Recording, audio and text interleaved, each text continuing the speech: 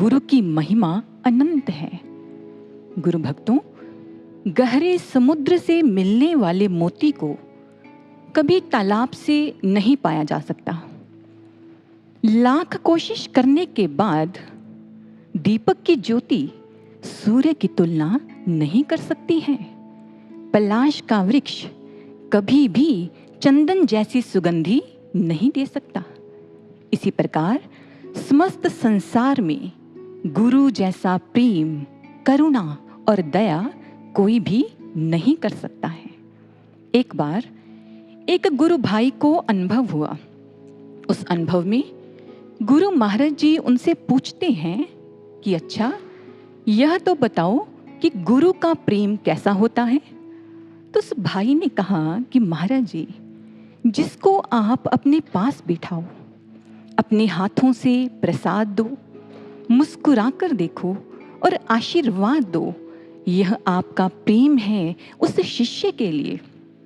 यह सुनकर गुरु महाराज जी मुस्कुराने लगे और कहा, क्या तुमने बालू के मात्र एक छोटे से कण को देखा है? वह बाहरी नेत्रों से कभी दिखाई नहीं देता। उसे देखने के लिए सूक्ष्मदर्शी यंत्र की आवश्यकता पड़ती है। इसी प्रकार गुरु का प्रेम अपने अंतःकरण में सूक्ष्म स्तर पर उतर कर ही समझ आता है। फिर आपको यह ज्ञात होता है कि गुरु आपसे कितना प्रेम करते हैं। एक बार महात्मा बुद्ध के दो शिष्यों के बीच में वार्तालाप चल रही थी। एक शिष्य ने सारिपुत्र से कहा कि हम महात्मा बुद्ध के निर्देशन में जीवन क्यों जिएं? हमें ज्ञान की प्राप्ति हो गई है, तो अब गुरु के साथ साथ चलने की क्या आवश्यकता है? तो सारिपुत्र कहने लगे, हे शिष्य, गुरु हमें वह दिखाना और जनाना चाहते हैं जो हमने आज तक ना देखा है और ना ही जाना है। गुरु का निर्देशन, प्रेम और सानिध्य शिष्य के जीवन का सुंदर निर्माण करता है। अभी दोनों शिष्यों में यह वार्तालाप चल ही रही थी कि तभी महात्मा बुद्ध प्रातः काल भ्रमण के बाद संग में वापस लौट आए और एक शिला के ऊपर विराजमान हो गए। अब उनके समक्ष सैकड़ों शिष्य बैठे हुए थे। बुद्ध सबके मन को पढ़ रहे हैं।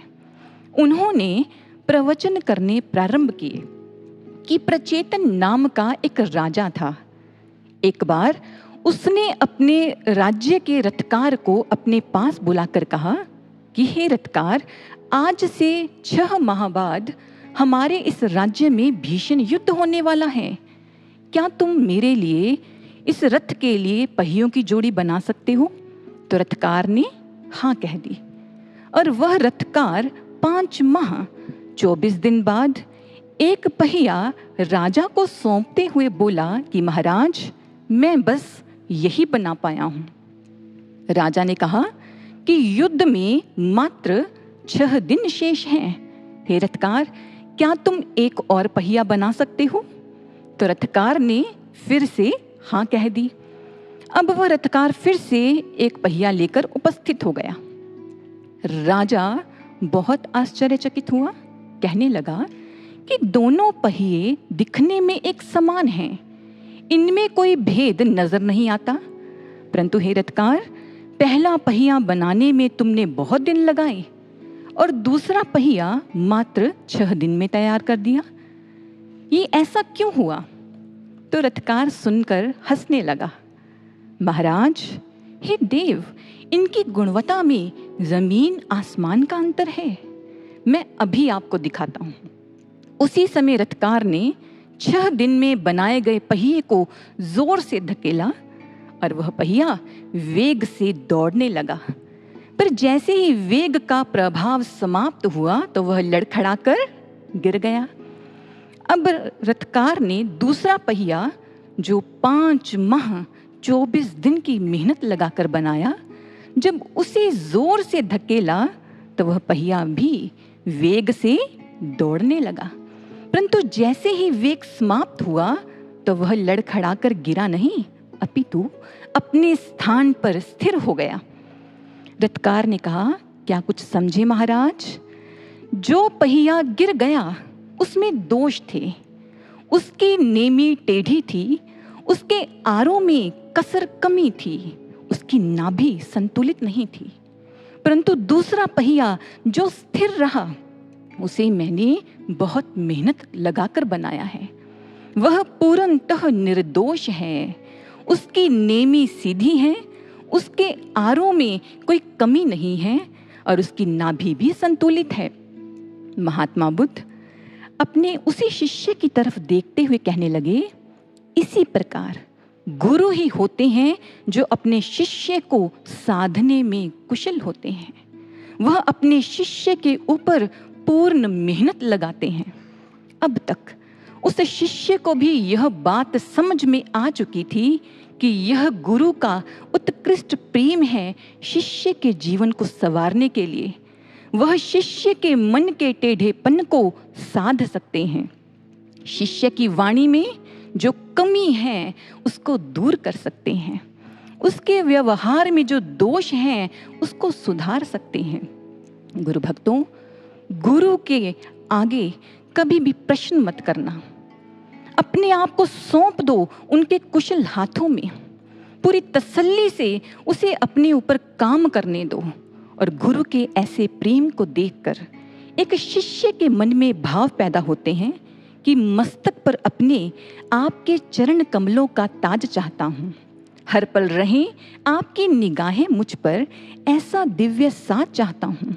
जो भी देखे मुझे दीदार तेरा हो जाए, ऐसा व्यक्तित्व चाहता हूँ। हे सतगुरु, मैं तो बस आपका होना चाहता हूँ, मैं तो बस आपका होना चाहता हूँ। एक बार मणियों और रत्नों की प्रदर्शनी लगी हुई थी। एक व्यक्ति उन्हें देखते देखते अचानक से रुका और आयोजक के पास जाकर बोला कि महोदय, आपने इतने चमकते हुए रत्नों के बीच में यह मामूली पत्थर क्यों रखा है? आयोजक यह सुनकर मुस्कुराने लगा और उसने उसी समय पत्थर उठाया और उस व्यक्ति के हाथों में थमा दिया। हाथों की छाया में आते ही वह मामूली सा पत्थर इतना खूबसूरत बन गया कि चमकते हुए रत्नों को भी मात दे गया, क्योंकि वह पत्थर था ओपल रत्न, यानी दूधिया पत्थर। हमारे जीवन की कहानी भी ऐसी ही है। ना ही कोई चमक, ना ही कोई रोशनी, परंतु हमारी जिंदगी में एक अजूबा घटा। जैसे ही महाराज जी ने अपने दिव्य हाथों में हमको थामा, तो हमारे चमकहीन जीवन में नए रंग खिल गए। हमारी जिंदगी शांति व आत्मिक आनंद की रोशनी में जगमगा उठी। ये कृपा मात्र एक सतगुरु की हुआ करती है। इसीलिए एक गुरु की अपने शिष्य के जीवन में अहम भूमिका होती है। और शास्त्र ग्रंथों में गुरु के उन 5 रूपों का वर्णन किया गया है, जिसके द्वारा वह शिष्य का आध्यात्मिक लालन पालन करते हैं। गुरु का पहला रूप है मृत्यु। आपको शायद यह जानकर आश्चर्य हुआ होगा कि गुरु और मृत्यु यह कैसे हो सकता है। देखिए, जब एक जिज्ञासु पहली बार गुरु की शरण में आता है, तो वह अपने साथ पूर्व संचित धारणाएं, मलिन विचार, विकार और कुसंस्कार लेकर आता है। उनको नष्ट करने के लिए एक गुरु को काल की भूमिका अदा करनी पड़ती है।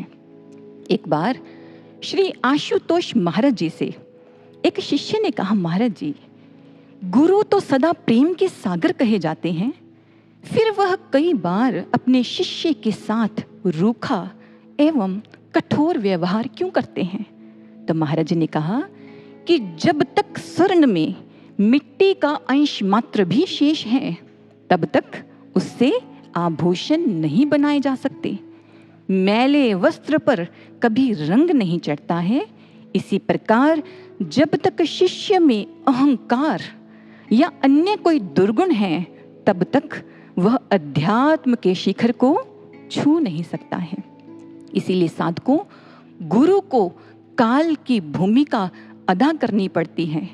स्वामी राम तीरथ जी बहुत अच्छा कहते हैं कि यदि कभी अपने प्यारे के केशों को छूने की इच्छा हो तो सबसे पहले लकड़ी की भांति अपने आप को आरे के नीचे रख दो, जिससे वो चीर चीर कर तुम्हें कंघी बना दे।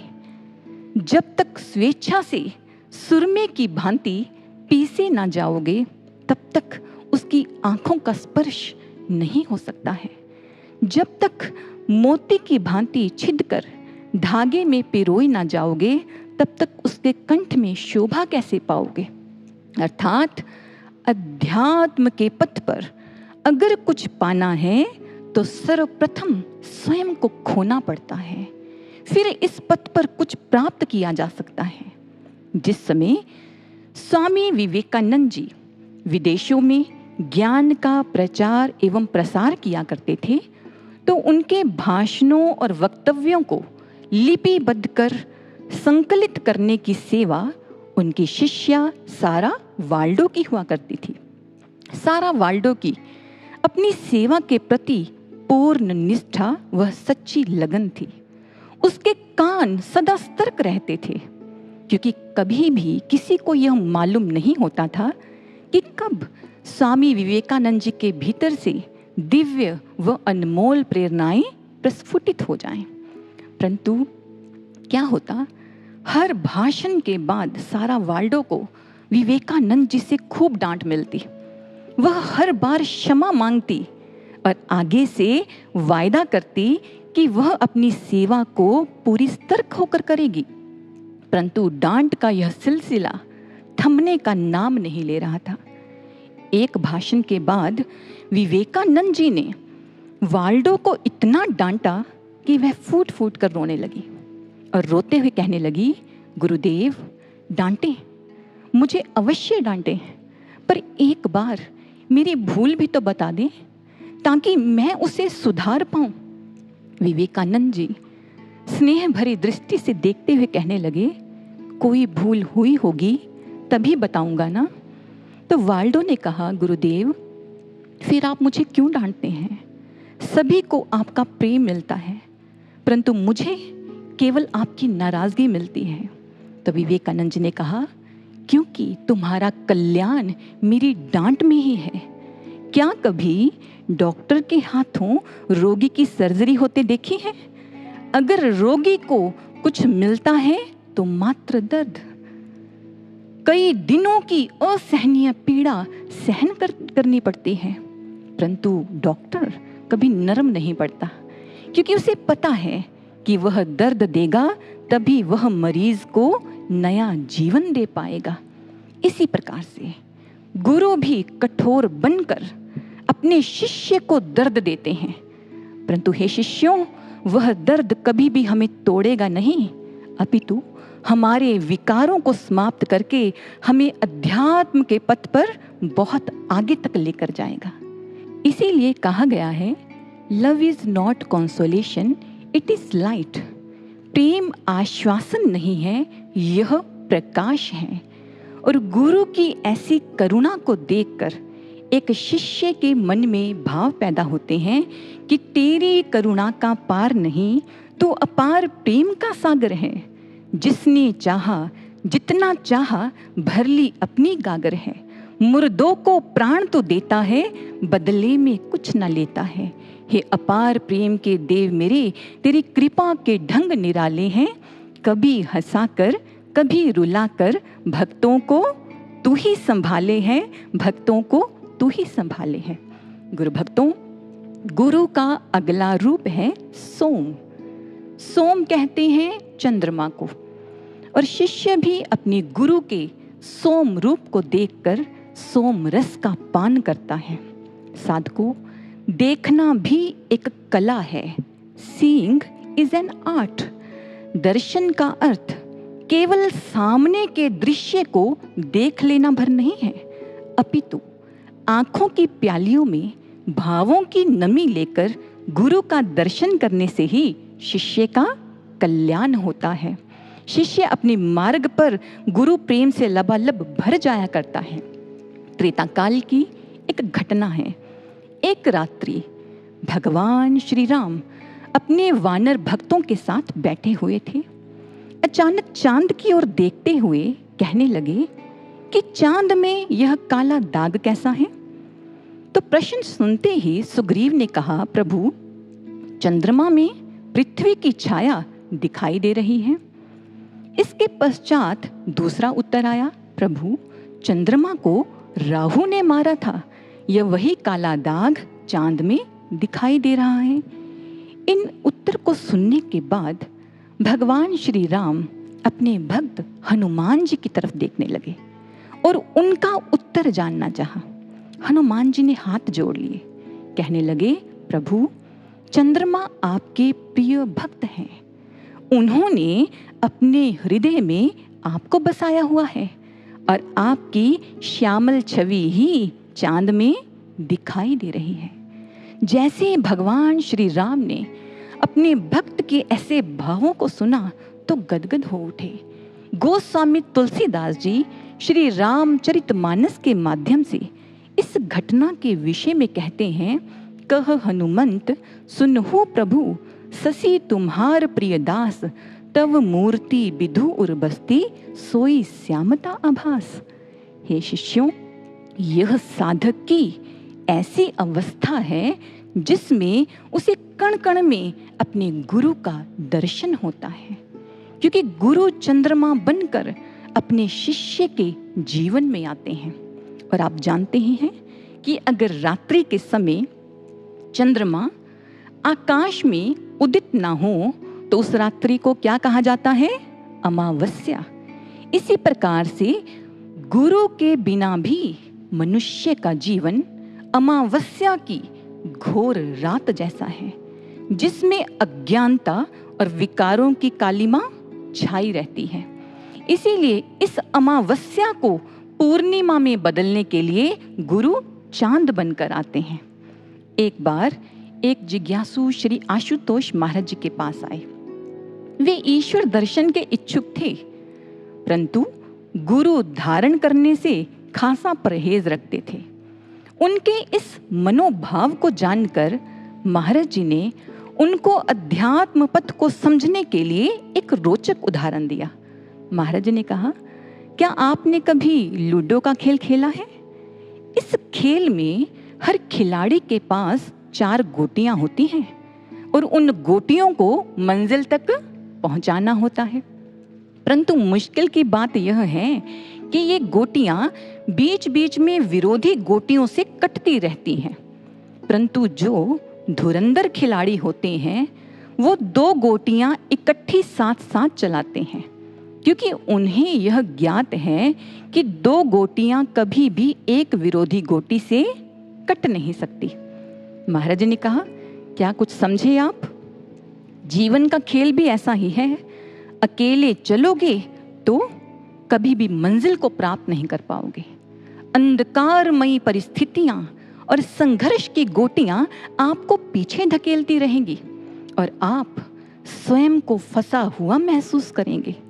परंतु गुरु सत्ता ऐसी होती है जो आपके जीवन को ज्ञान से प्रकाशित कर देते हैं, और अगर वो आपके साथ चले तो फिर ना आप कभी फंसोगे, ना थकोगे और ना ही रुकोगे। आप अपनी मंजिल को अवश्य प्राप्त कर लोगे।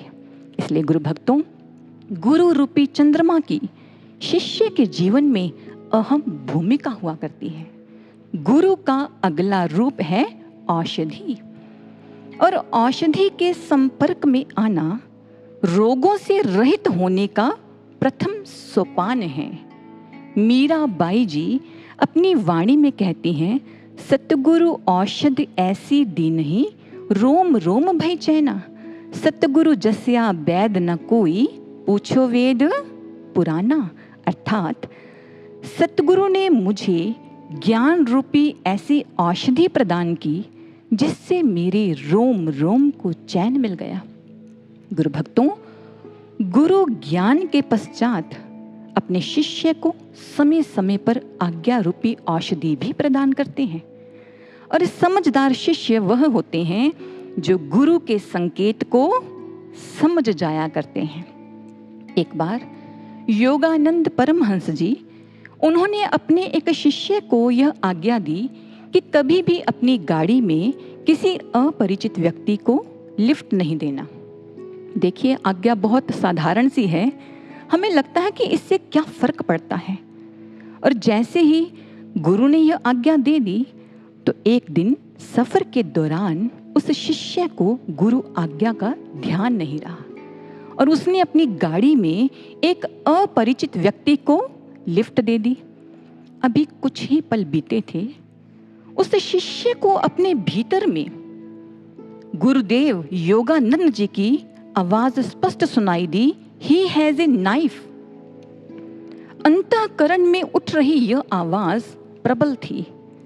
निसंदेह उस अपरिचित व्यक्ति के पास चाकू तो था ही, साथ में वह उस शिष्य के ऊपर हमला भी करने वाला था।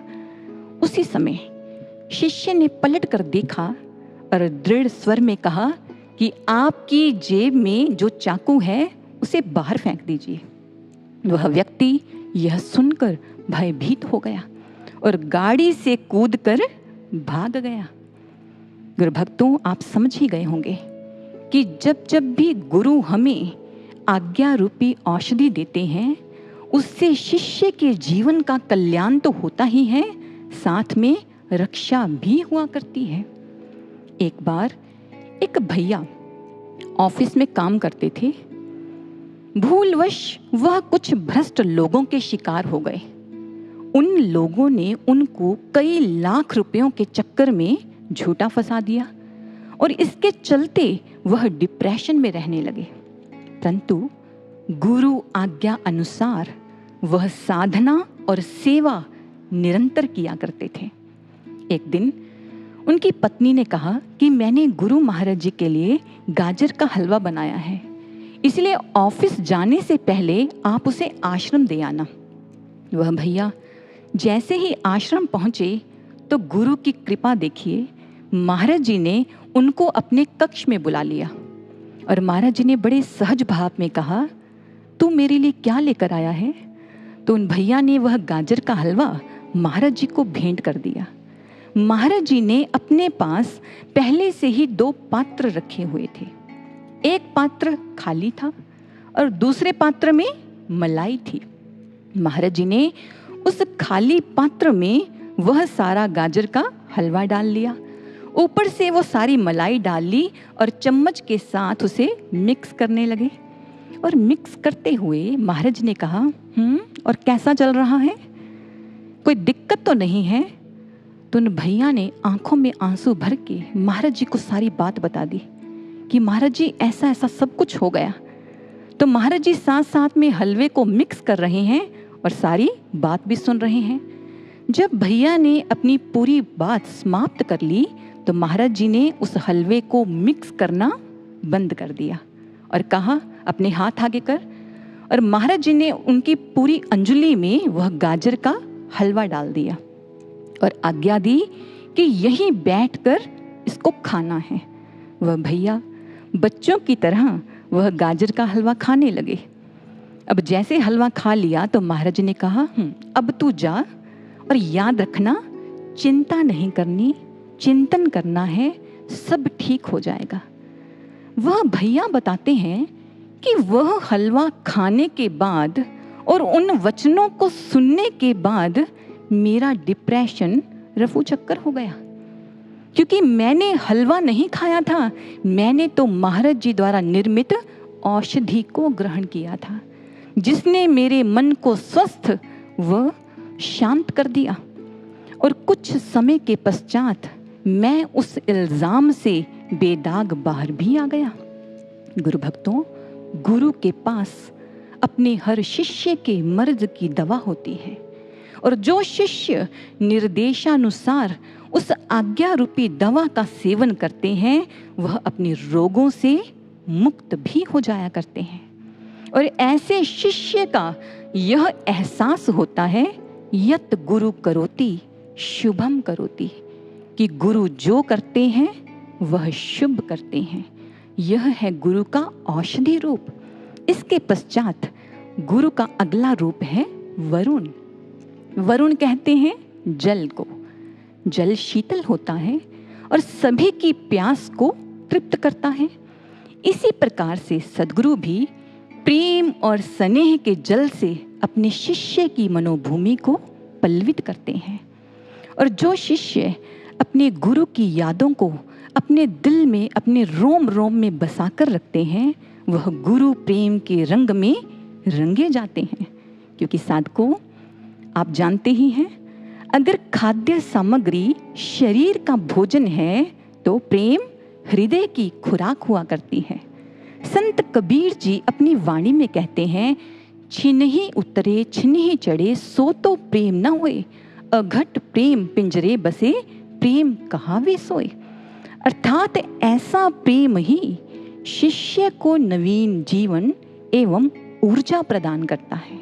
और वह शिष्य कह उठता है कि प्राण पत्थर थे अब फूल माला हुए, हम अंधेरों में हंसता उजाला हुए, प्रीत के रंग ने हमें ऐसा रंग दिया कि हम स्वयं प्रेम की रंगशाला हुए, कि हम स्वयं प्रेम की रंगशाला हुए। गुरु भक्तों, इस संदर्भ में एक घटना आती है सिख इतिहास की। श्री गुरु हर राय जी, उनके समय में एक माता थी। उनके मन में प्रेम भाव पैदा हुए कि मैं गुरु साहिब को अपने हाथों से भोजन बनाकर खिलाऊं। परंतु जब वह अपनी निर्धनता को देखती तो उसके मन में हीन भावना पैदा हो जाती, वह मन से उदास हो जाती। इसीलिए प्रतिदिन वह भोजन बनाकर आंखें बंद करके प्रार्थना करती कि हे गुरुदेव, आइए भोग लगाइए। और कुछ समय के बाद पूछती, क्या आपको भोजन में स्वाद आया? ऐसे करते करते दिन बीतते गए। एक दिन उस माता ने निश्चय किया कि आज वह भोजन बनाकर गुरु दरबार में अवश्य लेकर जाएगी। इसलिए उसने बड़े उत्साह से सुमिरन करते हुए भोजन बनाना प्रारंभ कर दिया। श्री आशुतोष महाराज जी इस विषय में कहते हैं कि ध्यान में बैठने से पूर्व भी अपने मन में उत्साह और उमंग को पैदा करो। जैसे किसी को बड़ी प्रसन्नता और प्रेम से अपने घर आने का निमंत्रण देते हो, फिर उसके स्वागत की तैयारी भी करते हो, उसकी प्रतीक्षा भी करते हो, ऐसा उल्लास और उमंग सतगुरु को बुलाने के लिए भी अपने मन में पैदा करो। वे तुम्हारे प्रेम भरे निमंत्रण की प्रतीक्षा में तुम पर नजरें टिकाए हुए हैं और तुम्हारी पुकार सुनकर वह अवश्य आएंगे। इधर माता ने भी बड़े उत्साह से भोजन बनाया और चल पड़ी गुरु दरबार की तरफ। और मन ही मन सोच रही है कि मैं यह भोजन गुरु साहिब तक कैसे पहुंचाऊंगी। श्री गुरु हर राय जी अपने आसन पर बैठकर ध्यान कर रहे थे। अचानक से उठे और सेवक से कहा कि जाओ घोड़ा लेकर आओ। सेवक ने कहा, गुरुदेव, कहीं की यात्रा करनी है, कोई संगत का संदेश या बुलावा तो आया नहीं। तो श्री गुरु हर राय जी कुछ नहीं बोले और घोड़े पर बैठकर चल पड़े उस दिशा की तरफ जहां से उनकी भक्त उनको याद करते हुए आ रही थी। उधर माता ने जब दूर से गुरु साहिब को घोड़े पर बैठे देखा तो उसका मन उदास हो गया।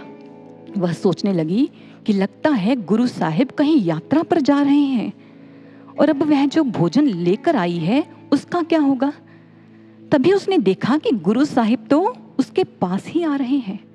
निकट आते ही गुरु साहिब ने कहा, माता, मुझे बहुत भूख लगी है, क्या खाने के लिए कुछ है?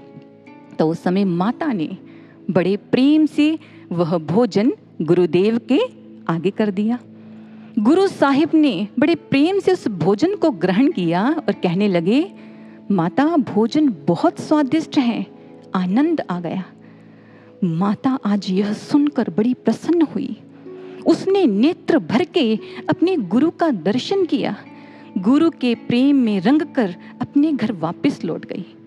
अगले दिन गुरु साहिब अपने सेवक के साथ कहीं जा रहे थे तो सेवादार ने सोचा कि गुरुदेव को रास्ते में भूख लग जाती है, इसलिए उसने पहले से ही अपने घर भोजन बनवाया और साथ ले लिया कि जब गुरुदेव को भूख लगेगी तो उनको भोजन करवा दूंगा।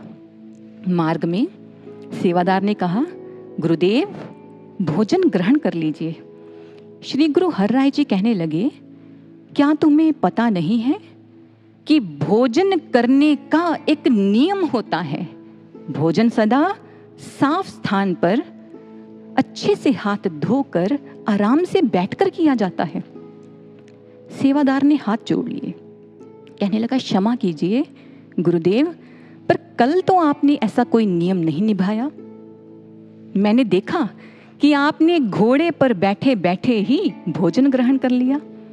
अपने सेवक की यह बात सुनकर श्री गुरु हरराय जी हंसने लगे और कहने लगे कि मेरे नेम को उस माता के प्रेम ने तोड़ दिया, क्योंकि मैं सदा अपने भक्तों के अधीन रहता हूँ।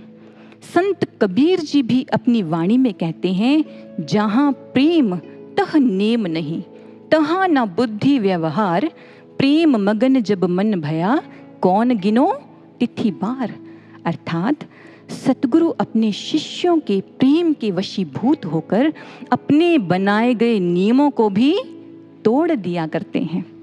गुरु भक्तों, जिस समय श्री आशुतोष महाराज जी स्वयं घूम घूम कर प्रचार किया करते थे, तो एक दिन वह एक दंपति को मिलने उनके घर गए।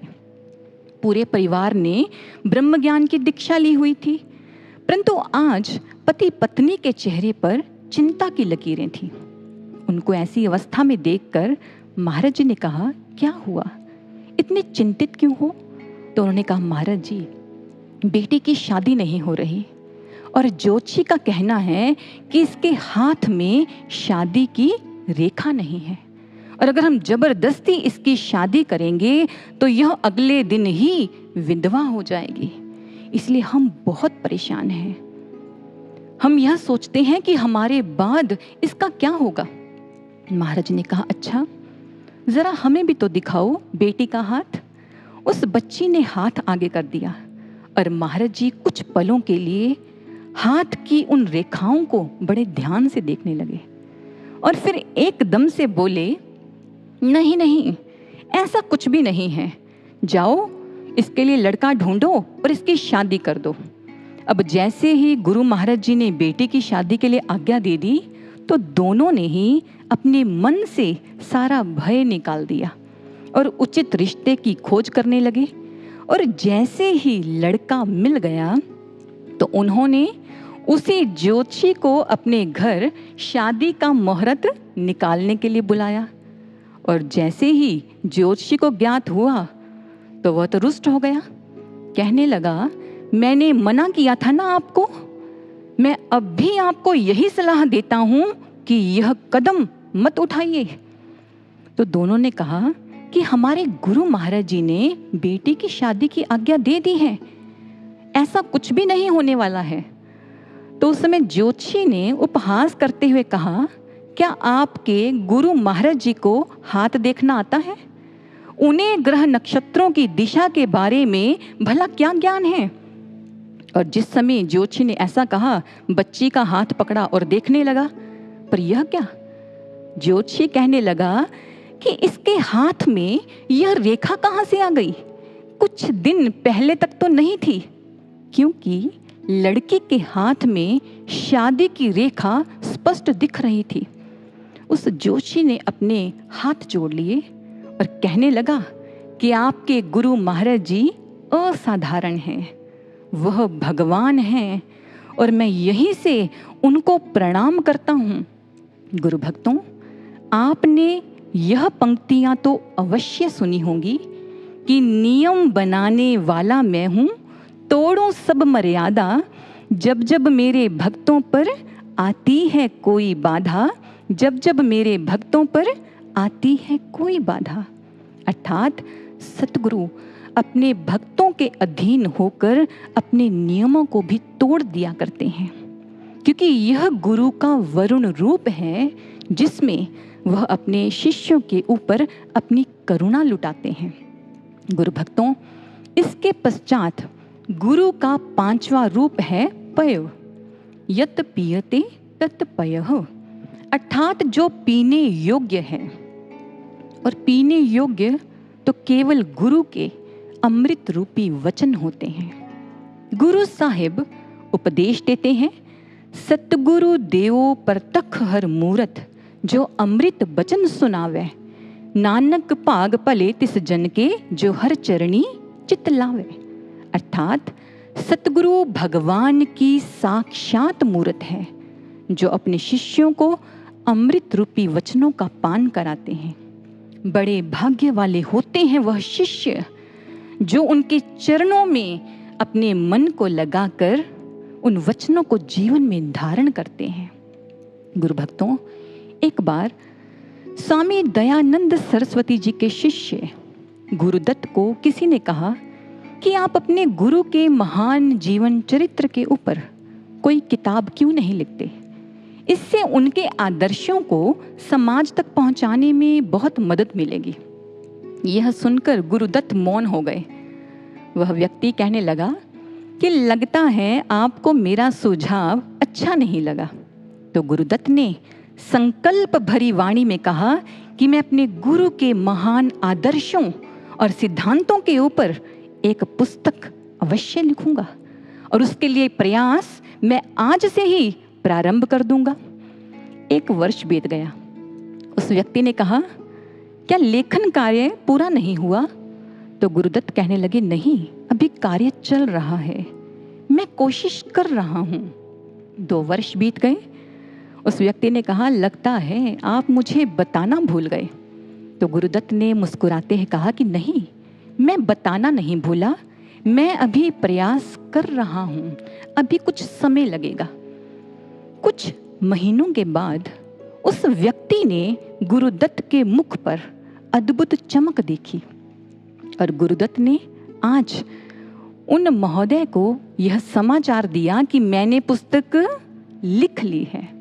तो उस व्यक्ति ने कहा, अच्छा दिखाइए, पुस्तक कहाँ है? तो गुरुदत्त ने कहा कि पुस्तक आपके सामने है। मैंने अपने गुरु के महान आदर्शों को, उनके सिद्धांतों को किसी कागज पर नहीं उकेरा, अपितु ध्यान साधना की कलम से अपने अंतःकरण में लिखने का प्रयास किया है। जैसे ही उस व्यक्ति ने उस शिष्य के ऐसे भावों को सुना तो वह धन्य धन्य हो उठा और कहने लगा, सच यह पुस्तक तो अद्वितीय है। साधकों, ऐसे शिष्य अपना आध्यात्मिक निर्माण तो करते ही हैं, साथ में गुरु के प्रिय भी बन जाया करते हैं, गुरु का अमूल्य प्रेम भी प्राप्त करते हैं। एक बार श्री आशुतोष महाराज जी से एक सेवक ने कहा कि महाराज जी, आप अपने उस गृहस्थी शिष्य को बहुत प्यार करते हैं, इसके पीछे क्या कारण है? तो महाराज जी ने कहा कि उसने सदा प्रयास किया है मेरी आज्ञा में रहने का। सेवा करते हुए अगर उसके जीवन में कोई सांसारिक समस्या भी आती है तो वह उसे दरकिनार कर केवल गुरु को प्राथमिकता देता है। कैसी भी परिस्थिति हो वह यही कहता है कि इसमें महाराज जी ने हमारा भला किया है। ऐसे शिष्य जिनके लिए गुरु भी कहना चाहते हैं कि उसके हृदय की तारें सदा मेरे हृदय से जुड़ी रहती हैं। गुरु भक्तों, हमें भी ऐसा आदर्श शिष्य बनना होगा। एक शिष्य ने तो गुरु महाराज जी को यहाँ तक कह दिया कि महाराज जी, एक आदर्श शिष्य बनना हमारे सामर्थ्य में कहाँ है, आप कृपा करें तो ऐसा हो सकता है। तो महाराज जी ने कहा कि आदर्श शिष्य बनने के लिए महत्वपूर्ण भूमिका आपको अदा करनी पड़ेगी। गुरु तो मेघ बनकर कृपा बरसा रहे हैं, पर आप कैसा पात्र लेकर तैयार हैं, कैसी भावना और पुरुषार्थ का आधार दे रहे हैं, सब इस पर निर्भर करता है। अगर आप अपने गुरु के वचनों को, उनकी आज्ञा को अपने जीवन में धारण करेंगे तो निस्संदेह गुरु आपके व्यक्तित्व को मोती जैसा उज्जवल बना देंगे और आप आदर्श शिष्य बनकर चमक उठेंगे। इसलिए गुरु भक्तों, अंत में बस इतना ही कहना चाहते हैं कि हम गुरु के हर स्वरूप को अपने जीवन में उतार लें, उनके हर वचन को, उनकी हर आज्ञा को अपने जीवन में इस हद तक उतर जाने दें जैसे शरीर में रक्त दौड़ता है और हमारी अंतरात्मा से एक धुन निरंतर उठती रहे कि गुरु ही मन में, गुरु ही चित्त में, गुरु ही हर धड़कन में है, वाणी में वो, कर्म में वो, नजर आते कण कण में है। गुरु ही शब्द, गुरु ही ध्वनि, गुरु ही ज्ञान ध्यान है। जिसने पढ़ ली गुरु की भाषा, उसका संपूर्ण कल्याण है, उसका संपूर्ण कल्याण है।